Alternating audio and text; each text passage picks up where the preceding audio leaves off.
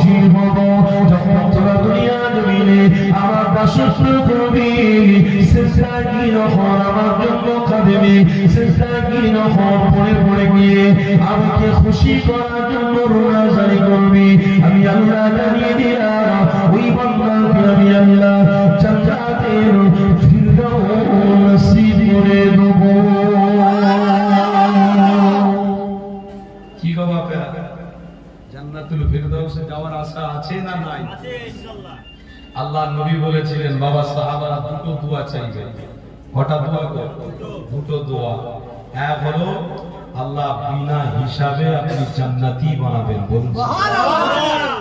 আর একটা দোয়া আমার হাবিব শিখিয়ে দিয়েছিলেন কি বাবা সাহাবারা আল্লাহর কাছে দোয়া চাইবে আল্লাহ জান্নাতে যদি দিতে হয় জান্নাতুল ফিরদাউসটা দান করবেন। সাহাবারা জিজ্ঞাসা করলেন হুজুর